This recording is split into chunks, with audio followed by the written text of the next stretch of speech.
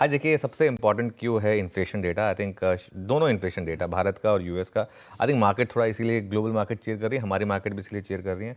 हमारी रिटेल महंगाई 8 साल के लो पर है। लेकिन इसमें एक चीज़ है, गवर्नर साहब ने साफ कर दिया था कि इन्फ्लेशन अभी तो कोई प्रॉब्लम नहीं होने वाली है। इन्फ्लेशन प्रॉब्लम बनेगी अगले साल के Q1 में जाकर। तब तक हमारे पास बिनाइन इन्फ्लेशन रहेगी। वो डेटा आपके सामने है।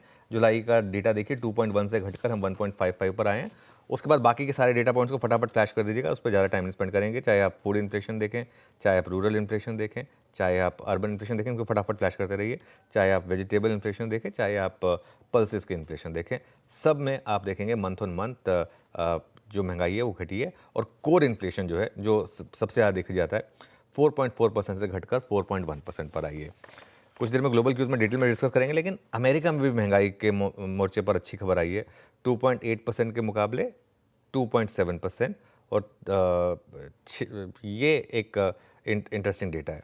इसके अलावा एक और इंटरेस्टिंग चीज़ पर आज मैं फोकस कर रहा हूँ आशीष, जो आज सुबह आया, वो था जो बेसन जी का बयान है, ट्रेजरी सेक्रेटरी हैं जो वहाँ पर, वो ये कह रहे हैं कि अभी भी 2 बड़ी ट्रेड डील होनी बाकी हैं, और जिसमें वो स्विट्ज़रलैंड और भारत का नाम ले रहे हैं। और उन्होंने एक चीज़ ज़रूर कही है कि भारत थोड़ा सा अड़ियल रहा है ट्रेड डील को लेकर। इसका मायने निकालिए आप। इसका मायने ये है कि देखिए, प्रधानमंत्री जी साफ कह चुके हैं कि हम अपने एग्री सेक्टर को और अपने डेयरी सेक्टर को ओपन नहीं करेंगे। सारा का सारा मामला शायद यहीं पर आकर बेसिकली यहाँ पर रुका हुआ है। और अक्टूबर तक वो ये कह रहे हैं कि ये भारत के साथ भी ट्रेड डील होने की जो है वो संभावना रहेगी। अब इसमें इशू ये होगा कि 27 अगस्त से तो 50% टैरिफ लग जाना है। अब क्या 50% टैरिफ लग जाएगा, उसके बाद नेगोशिएशन होंगी, ये थोड़ा सा मतलब देखने वाली बात होगी। लेकिन ये भी आपके लिए एक इम्पॉर्टेंट क्यू है। मतलब इसका मतलब ये है कि अभी भी नेगोशिएशन चल रही है, ऐसा नहीं है कि बस ये हो गया सारा का सारा मामला। आज काफ़ी इंपॉर्टेंट नंबर्स भी आने हैं। जो नंबर्स पर मैं फोकस कर रहा हूँ वो होंगे जुबिलेंट फूड, सबसे इंपॉर्टेंट मेरे लिए। उसके अलावा मुथूट फाइनेंस, BPCL, संवर्धन, यूनाइटेड स्पिरिट्स और विशाल मेगा मार्ट। मेरे लिए जुबिलेंट फूड सबसे इंपॉर्टेंट से मैं इसलिए नहीं कह रहा हूँ कि मैं पिज़्ज़ा खाता हूँ, वो मार्केट के टेक्सचर के हिसाब से बहुत इंपॉर्टेंट नंबर है। आज 2 एक्सपायरीज के बीच का सैंडविच सेशन है, वेंसडे। छोटा वीक है, ये ध्यान रखिएगा। परसों हम इंडिपेंडेंस डे मना रहे होंगे।